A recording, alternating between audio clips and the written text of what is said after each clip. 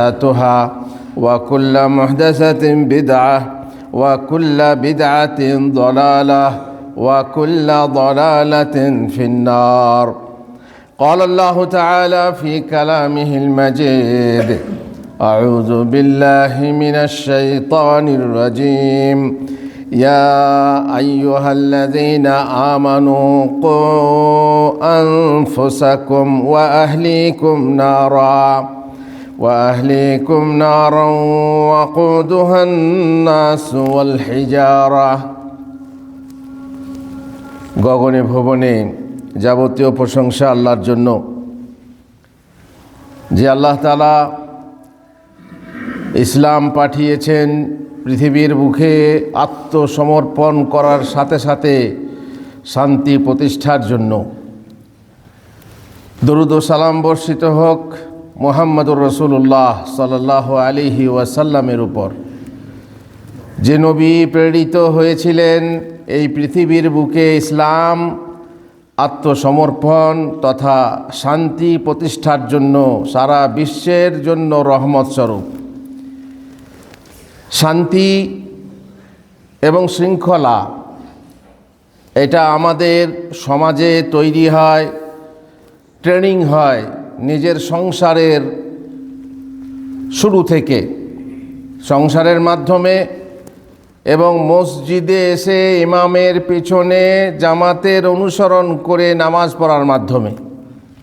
শান্তি আজ বিশ্বে, সারা বিশ্বে অশান্তির কারণ হলো আত্মসমর্পণের অভাব।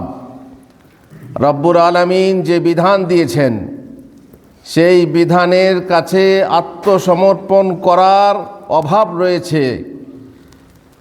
যাদের কাছে কিতাব এসেছে, ইসলাম এসেছে, যারা মুসলমান তাদের কাছেও নেই।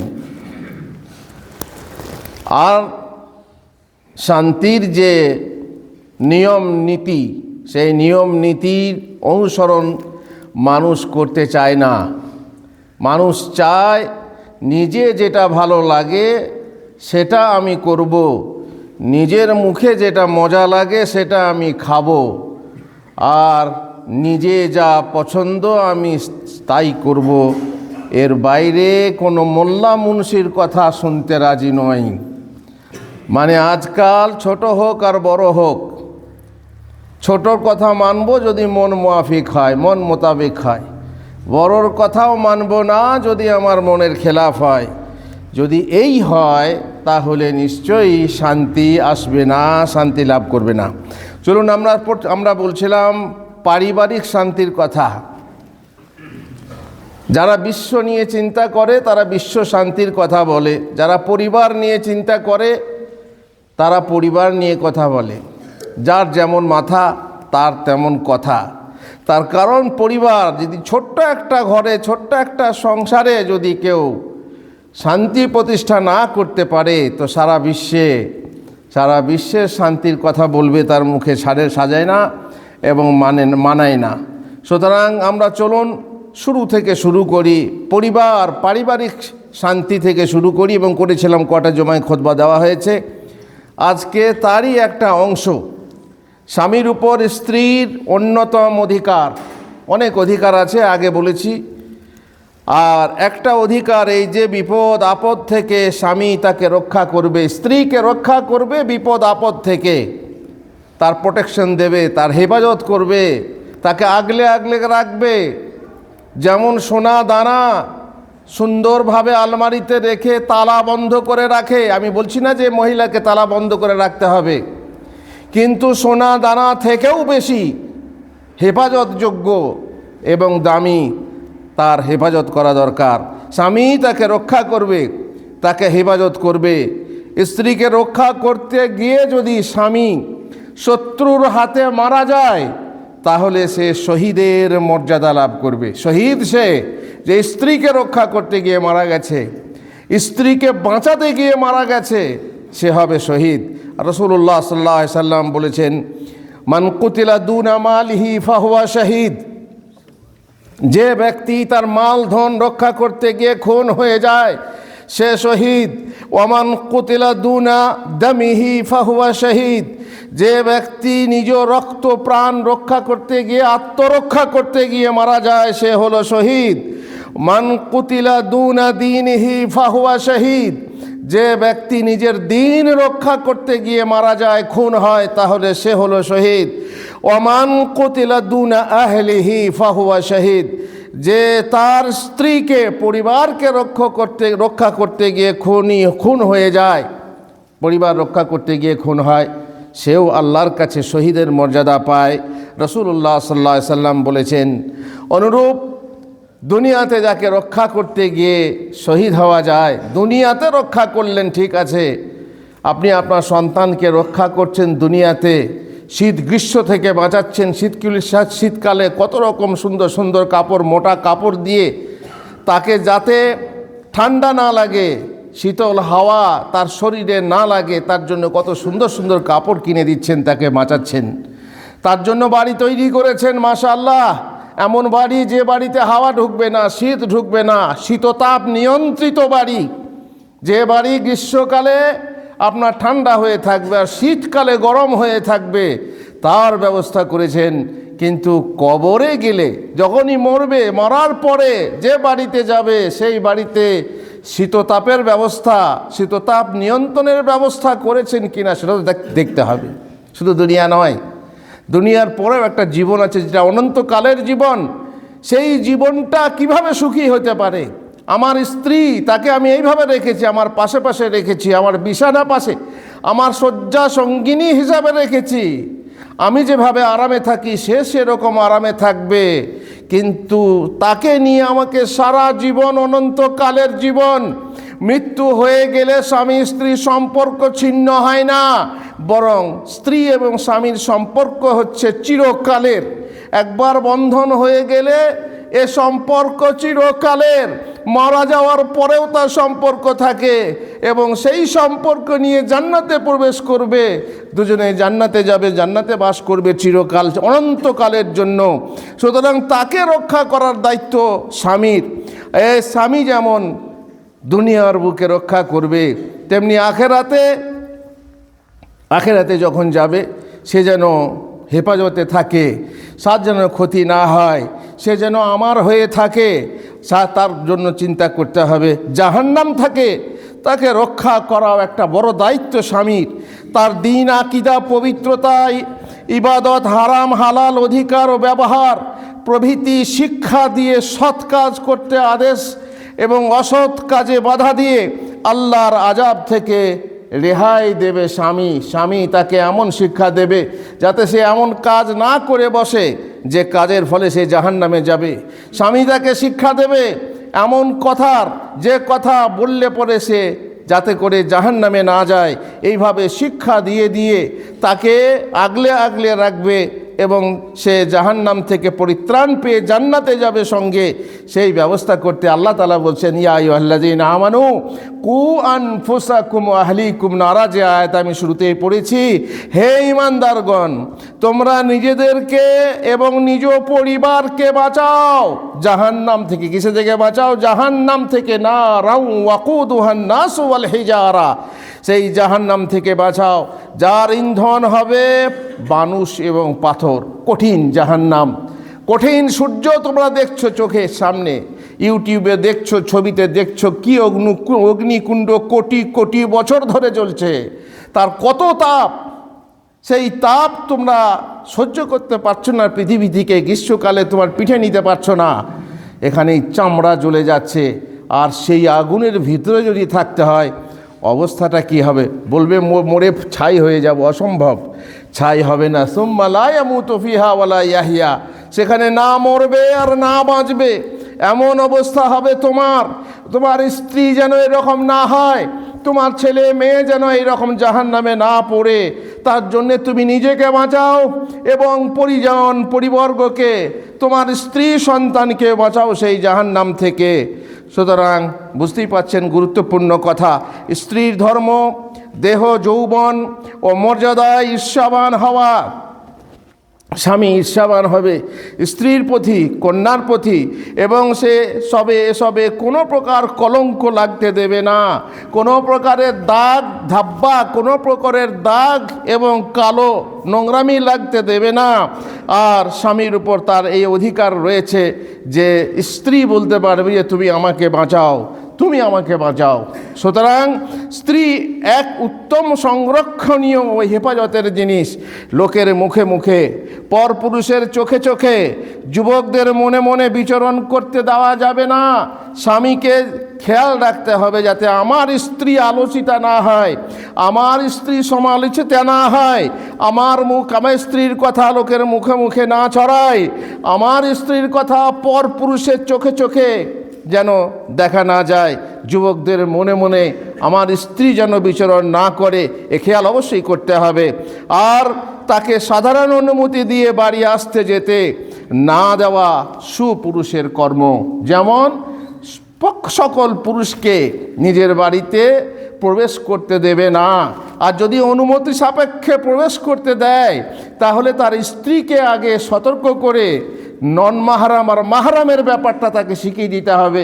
অমুকের সামনে বার হওয়া যাবে, অমুকের সামনে যাবে না, অমুকের সামনে যদি খোলামেলা কথা বলো তাহলে তোমার গুনাহ হবে, অমুকের সামনে গেলে হবে না। এই সব সূক্ষ্ম থেকে সূক্ষ্ম, অতি সূক্ষ্ম কথা স্ত্রীকে শিখিয়ে দিতে হবে, এবং স্ত্রী যাতে বাইরে না যায় সেই চেষ্টা করতে হবে। যদি যেতে হয় প্রয়োজনে যেতেই হবে, প্রয়োজনে যেতে হলে তার সুব্যবস্থা করে দিতে হবে যাতে সে লোকের চোখে ফুটন্ত গোলাপের মতো হয়ে তার সুবাস বিতরণ করে, তার যৌবন বিকীর্ণ করে যেন কোথাও না যায়, তার ব্যবস্থা করতে হবে স্বামীকে। মেয়েকে দিয়ে ফুলের মালা, তারপর আরও অন্য কিছু দিয়ে পর পুরুষের গলায়, নেতাদের গলায়, খেলোয়াড়দের গলায় বরণ করছে। জি, আজকাল আমার মেয়ে তোমার মেয়ে, তারা একজন অমুসলিম, একজন এমন লোক ফাসেক তার গলায় মালা দিয়ে বরণ করছে।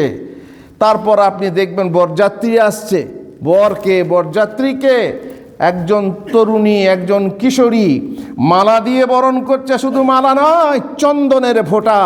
এই চন্দন বন্দন আমাদের নয়, জি, চন্দনের ফোঁটা আমাদের নয়, কিন্তু আমরা দেখা দেখি শিখেছি ওদের কাছ থেকে, তাই ওদেরটা হ্যাবিট করে নিচ্ছি, যা দিচ্ছে ছুঁড়ে হাফ করে গিলে নিচ্ছি, কারণ ওরা যেটা করছে সেটাই হচ্ছে ভালো। আর দোলাভাই, নন্দাই, বোনাইয়ের কোলে গাড়ি চাপছে। জি, আমার স্ত্রী, তোমার স্ত্রী দোলাভাইয়ের কোলে গাড়ি চাপছে, তার মানে বিয়ের সময়ে আর কেউ নেই, পায়ে হেঁটে গাড়িতে চাপতে পারবে না। কেন পায়ে হেঁটে গাড়ি চাপলে কি অসম্মান হয়ে যায় বরের না কনের? বেশ, তাই মানলাম যে সম্মানের সাথে তাকে গাড়িতে চাপাতে হবে।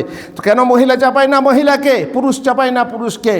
কেন এরাই শুধু নন্দাই, বোনাই, দেওর ইত্যাদি যারা উপহাসের পাত্র মনে করি আমরা তাদেরকে, এটাও হচ্ছে বিজাতির অনুকরণ।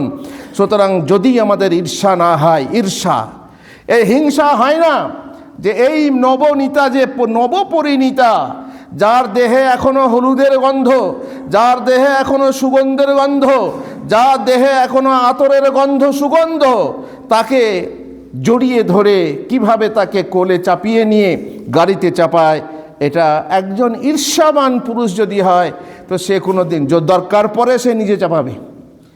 কোনো জায়গায় আছে যে বর চাপায়, সেটাও ঠিক না, সেটাও সবারই সামনে এইভাবে স্বামী স্ত্রী একত্রিত হবে, জড়াজড়ি করবে, ধরবে বা চাপাবে, এটাও ঠিক নয়। কিন্তু যদি দরকার হয় চাপাতে, যদি তার মাহরাম কেউ না থাকে সেই মহিলার, তাহলে তার বর চাপাবে গাড়িতে, তবুও কোনো পর পুরুষ, কোনো নন মাহরাম তার গায়ে স্পর্শ করবে না। আর মনে রেখো, এর নাম রক্ষণশীলতা নয়, এর নাম গোলামি নয়, বরং এটা হলো সুপুরুষের রুচিশীলতা এবং পবিত্রতা।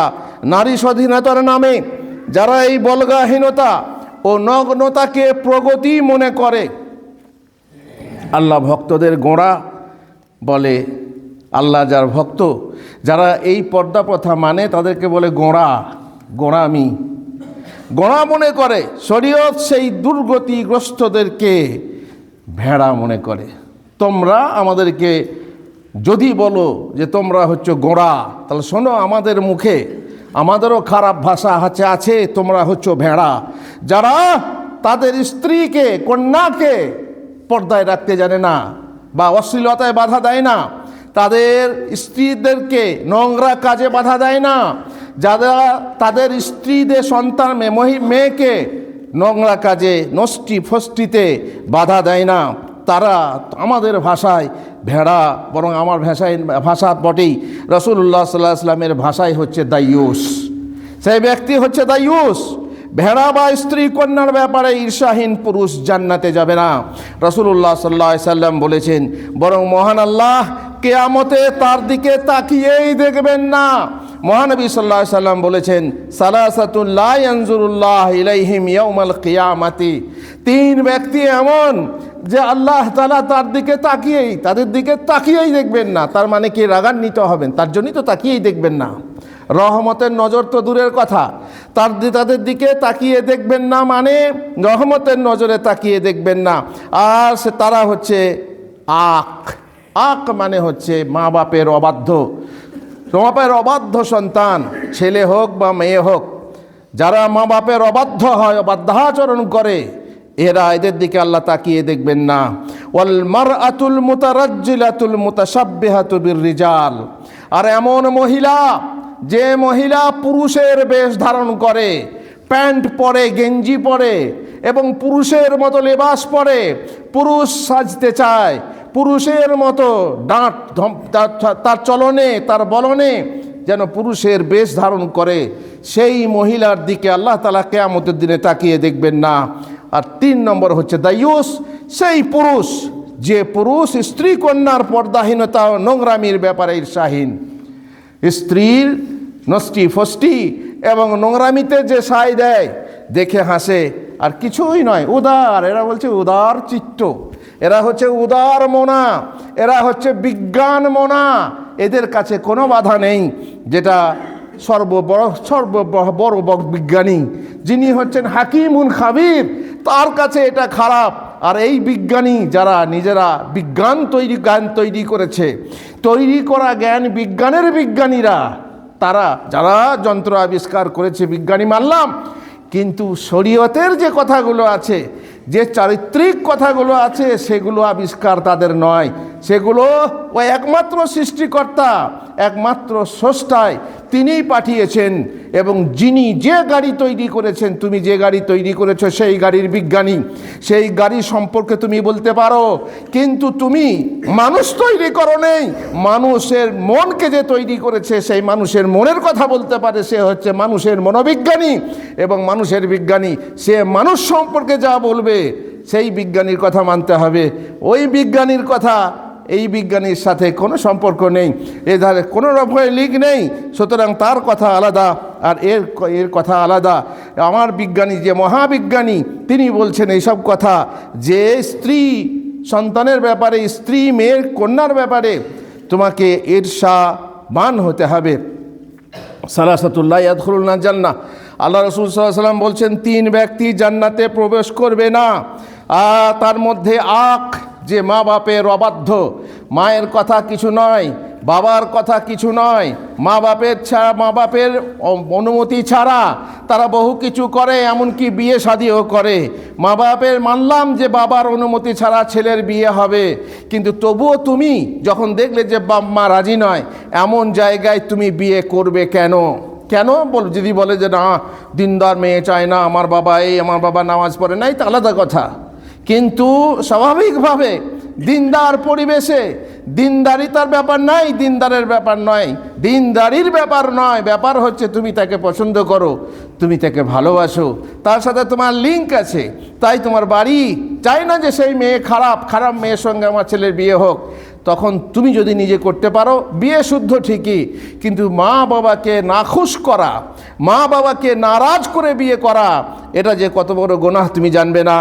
যে ছেলে অবাধ্য আচরণ করবে, যে মেয়ে মা বাপের বুকে লাথি মেরে সংসার ত্যাগ করে একজন ছেলের সাথে কোর্টে গিয়ে বিয়ে করবে, কোর্ট ম্যারেজ করবে, অথবা কোথাও মোল্লাকে গিয়ে কিছু টাকা দিয়ে বিয়ে পড়িয়ে নিয়ে সংসার করবে। বাবা রাজি নয়, আমাদের কাছে সেই বিবাহ বৈধ নয়, এটা হচ্ছে অবৈধ বিবাহ। আর এরাই হচ্ছে কিয়ামতের দিনে তারা জান্নাতে যাবে না, যারা মা বাপের অবাধ্যাচরণ করে থাকবে। ওয়াদ্দায়ুস, আর যে ব্যক্তি ভেড়া মেরা, যে ব্যক্তি নিজের স্ত্রীর ব্যাপারে, কন্যার ব্যাপারে ঈর্ষাহীন, সেই ব্যক্তি জান্নাতে যাবে না। ওয়ারাজিলাতুন নিসা, ওই হাদিসেরই অনুরূপ হাদিস, যে মহিলা পুরুষের বেশ ধারণ করবে সেই মহিলাও জান্নাতে যাবে না। আল্লাহ তাআলা আমাকে রক্ষা করুন। আল্লাহুম্মা আমিন। বারাকাল্লাহু লি ওয়া লাকুম ফিল কোরআনিল আযীম ওয়া নাফা'নি ওয়া ইয়্যাকুম বিল আয়াতি ওয়া যিকরিল হাকীম। ইন্নাহু তাআলা জাওয়াদুন কারীমুম মালিকুম বাররুর রাউফুর রহিম।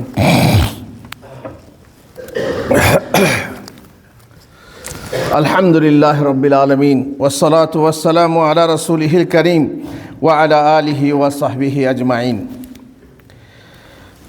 আল্লাহ তাআলা আমাদেরকে যে বিধান দিয়েছেন, সেই বিধানে যে আমরা পুরুষের মতো হব।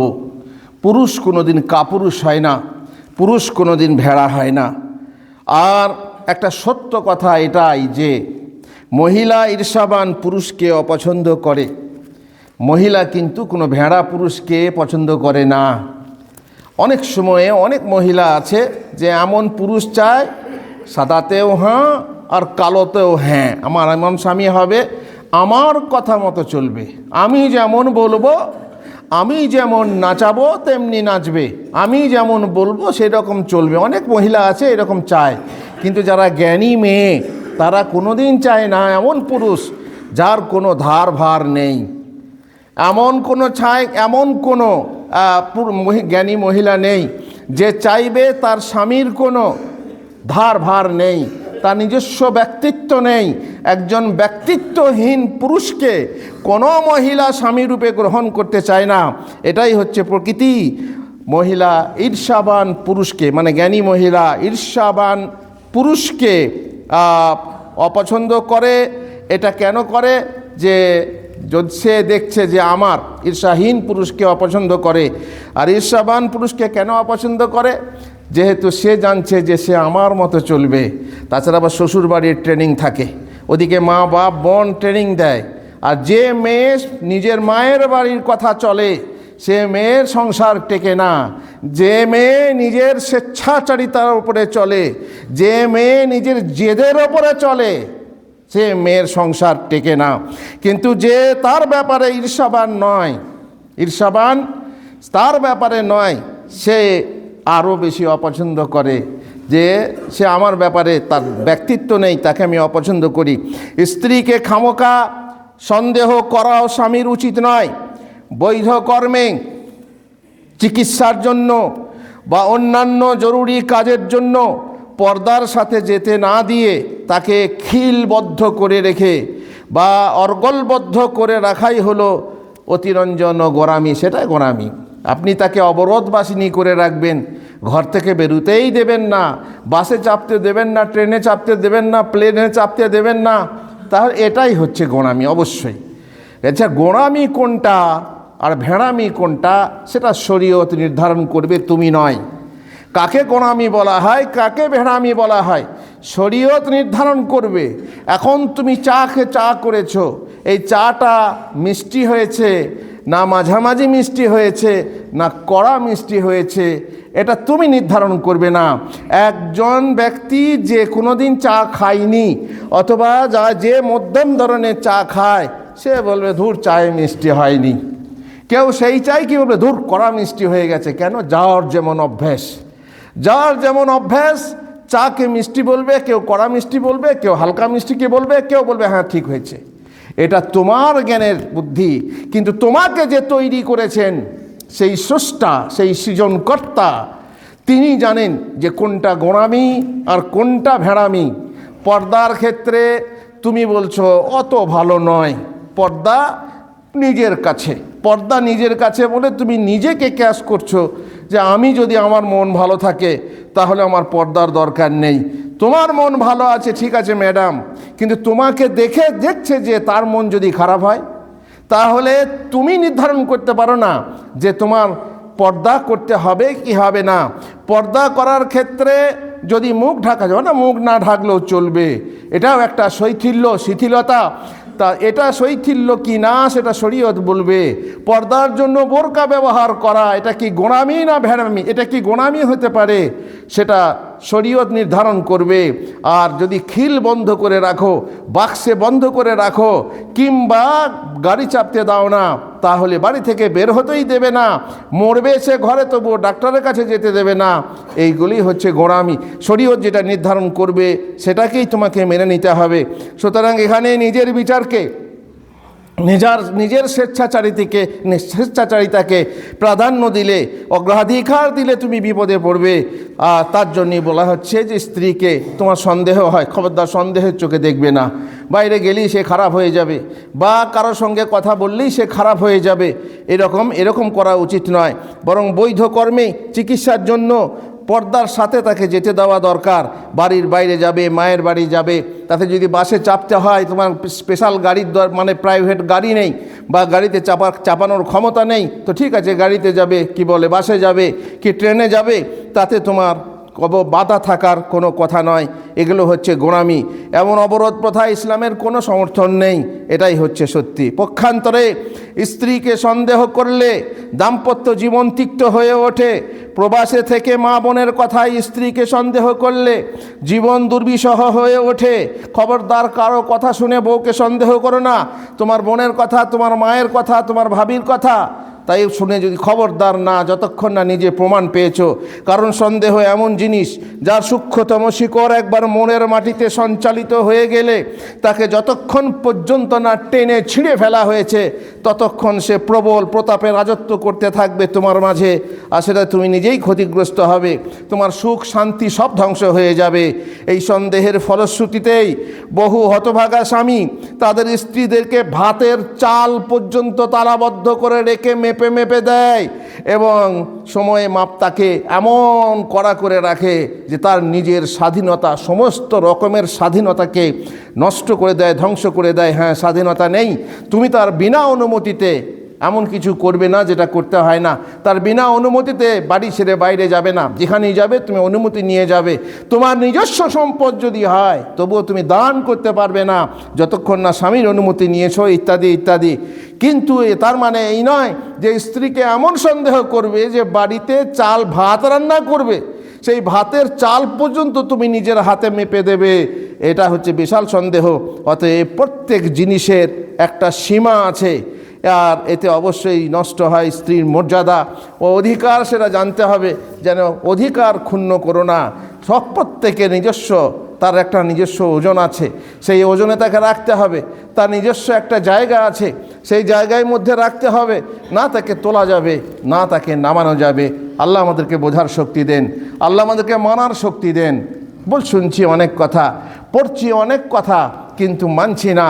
আমার নিজের মতো চলছি, আমি যে স্বেচ্ছাচারী, আমার মন যা চাই আমি তাই করি, আমি কার ধার ধারি, আমি হচ্ছি স্বেচ্ছাচারী। আল্লাহ তুমি আমাদেরকে হেদায়েত করো। আল্লাহুম্মা সাল্লি আলা মুহাম্মদ।